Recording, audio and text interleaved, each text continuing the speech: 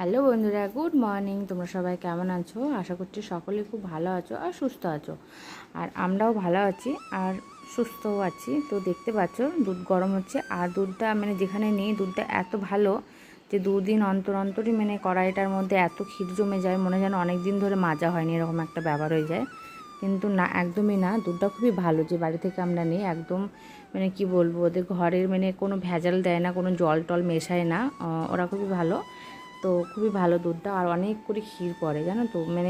আমরা যদি এক সপ্তাহ জমিয়ে রাখি তো অনেকটা পরিমাণ ঘি হবে, কিন্তু আমি করি না। দাদাভাই বলে যে তুলে রাখবে তুলে রাখবে, কিন্তু আমার আবার ক্ষীরটা খেতে খুব ভালো লাগে বলে আমি খেয়ে নিই।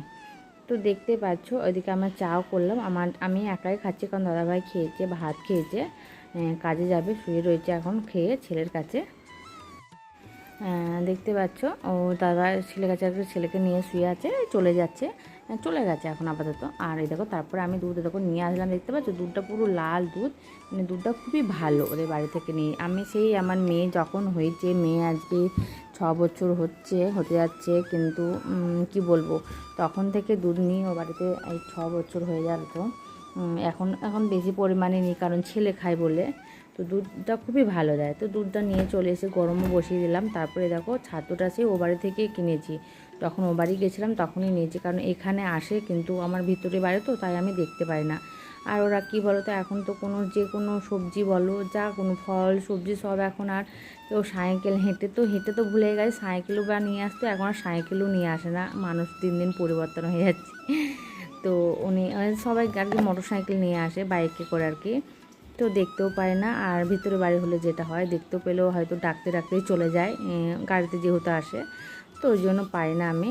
খুব প্রচুর, কারণ আমি একবার দুবার পেয়েছিলাম বাইরে যখন গেছিলাম। তো ওই বাড়িতে গেলাম, তখন দেখলাম এসেছে, তো নিয়ে চলে আসলাম, একবারে নিয়ে নিয়েছি একটু বেশি করে। তো সেই ঢালাই হয়নি, প্যাকেট করাই রয়েছে, তো ওখান থেকেই মেয়েকে খাওয়ানো হয়। তো ভাবলাম আজকে কোটোর মধ্যে ঢেলেই রাখবো।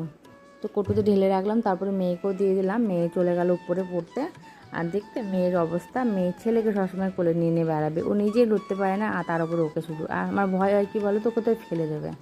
তো যাই হোক চলো, তারপরে দেখো এই মশারি টশারি ভাবছি কাচবো, আবার বৃষ্টির সম্ভাবনা আছে, তাই ভাবলাম কিছুটা আজকে কেচে দিয়ে বাকিটা কালকে কাচবো।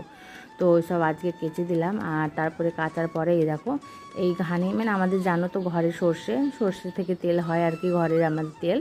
তো দাদাভাই এই কদিন হলো ঘানিটা নিয়ে এসে কলঘর থেকে, কিন্তু ঢালাই হয়নি। দেখো সেই ঢপের মধ্যে রয়েছে, আর ঢপের মধ্যে বেশি দিন থাকলে না খারাপ হয়ে যায়। কারণ কেন বলো তো, ওই যে নিচের মধ্যে যে কার কি বলবো, যে সর্ষের একটা কি বলবো খাঁকি মতন থাকে না, সেইটা নিচে থাকলে, তেলটা থাকলে বেশি দিন নষ্ট হয়ে যায়, তেলটা একটা গন্ধ ছাড়ে।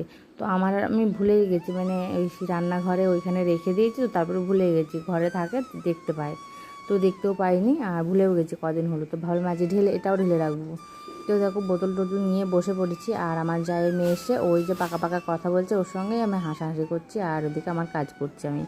তো দেখতে পাচ্ছ একটা বোতলে কিন্তু হবে না, অনেকগুলো বোতলও নিয়ে এসেছি, অনেকগুলো 3খানা বোতলের মধ্যেও হবে না।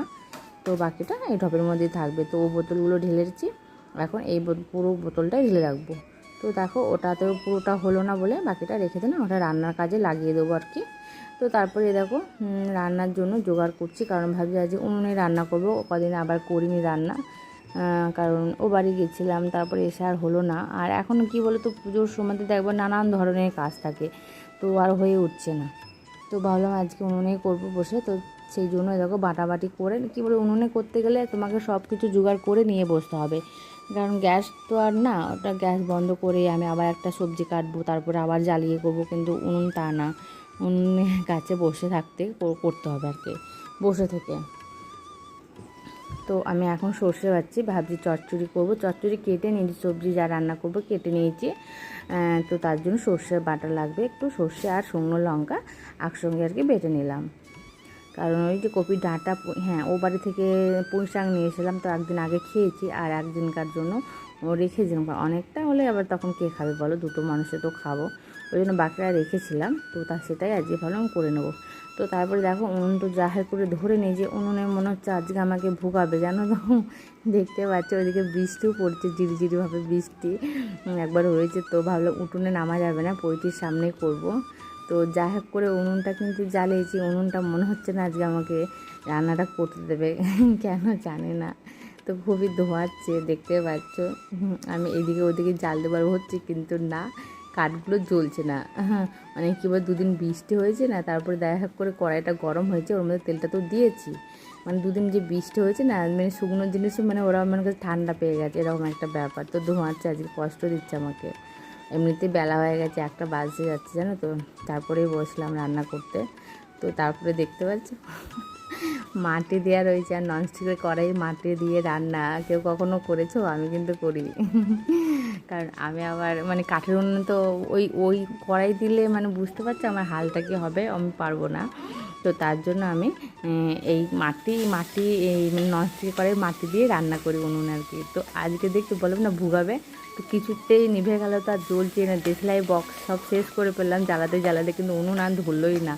তো ছাতা মাথা তারপরে আমি আবার চলে এলাম গ্যাসে, কিন্তু মাটি লেগে রয়েছে থাকগা। তো সেখানে দেখো মাছ ভাজতে দিয়ে দিয়েছি, বললাম না আজকে আমাকে ভোগাবে। তো তারপরে দাদাভাই ডালটা আজকে আমার করে তো একটা করে প্যাকেট থাকে, 2 প্যাকেট করে নিয়ে আসে। তো সব জিনিসই ডাল বলো, সয়াবিন টবিন জামা সমস্ত প্যাকেটের জিনিস আর কি। তো একটা প্যাকেট শেষ হয়ে গেছে, তো আর এক প্যাকেট আছে, সেটা এখন ঢাললাম। আর এই দেখো বললাম না সবজি সব কেটে নিয়েছি। এই দেখো পুঁই শাক, কুমড়ো, আর এই যে আলু ফুলকপি, মাছ দিয়ে তরকারি হবে। তো দেখো কড়াই গরম তেল হয়ে গেছে, মাছ ভাজা আর কি হয়ে গেছে। এখন দিচ্ছি আলু ফুলকপিটা, কারণ পরে চচ্চড়িটা হবে। আগে তরকারিটা করে নিই, কারণ মাছের তেলটা রয়েছে কড়াইয়ের মধ্যে, একবারে তরকারিটা করে নিই। তো তারপরে আমার তরকারিটা হয়েও গেল। এই দেখো আলু ফুলকপি আর মাছ দিয়ে তরকারি করলাম। এই দেখো, আর সেই মাছ দেখেছো, এই মাছটা কিন্তু 2-3 দিনকার হবে। তোমরা দেখেছো হয়তো প্যাকেটের মধ্যে অনেক, তারপরে 1 কিলোর ওপরে। বা হ্যাঁ 4টে মানুষ আছে বটে, কিন্তু কি ওর তো বাচ্চা না। তো যাই হোক, সমস্ত কাজ বাজ নিচে সেরে এখন চলে এসেছি উপরে। এখন সেই তোমাদেরকে আগের ভিডিওতে দিয়েছিলাম না যে এই গাছগুলো ঝুলানি গাছ করব, সেইগুলো দাদাভাইকে টেনে টেনে নিয়ে এসছে উপরে, দড়ি বেঁধে দেবে বলে। তো দাদাভাই কিন্তু আমাকে অনেক কিছুই বলছে, জাস্ট তোমাদেরকে আমি এটা ক্যামেরার সামনে আর কথাগুলো শোনাবো না। তো এই দেখো এখন ও দড়ি বেঁধে দিচ্ছে, ঝুলাবো বলে আর কি। তো বেঁধে দিচ্ছে আর কি জায়গাগুলো দেখেছো আমার কোটো কাটা এইসব, মানে রঙের কোটো টোটো, বোতল এইসব। এখন দেখবা সত্যি কথা বলতে কি, অত টপ ফপ থেকে এই বোতলেই তো বেশিরভাগ আমি ফোনে দেখছি, সব বোতলের মধ্যে। আর এইসব গাছগুলো বোতলের মধ্যে যেন ভালো লাগছে। এই মগে লাগিয়েছি, মগের থেকে আমার তো মনে হচ্ছে এই বোতলগুলোতে ভালো। তো দেখো ওই দেখো ফাইনালি লাগানো হয়ে গেছে, ঝুলানো হয়ে গেছে। তো কেমন লেগেছে বন্ধুরা আমার এই ঝুলানি গাছগুলো, অবশ্যই কিন্তু তোমরা কমেন্টে জানাবে, ঠিক আছে। আর ভালো লাগলে কী করবে, লাইক করবে, শেয়ার করবে, আর কমেন্ট করে আমার কিন্তু জানাতে ভুলবেন না কেমন লেগেছে। তো গাছগুলো তো আমার খুবই ভালো লাগছে। তোমাদেরকে আবারও পরে আমি এই পুরো ভিডিও আবার দিয়ে দেবো। চলো আজকের মতন রাখছি, টাটা।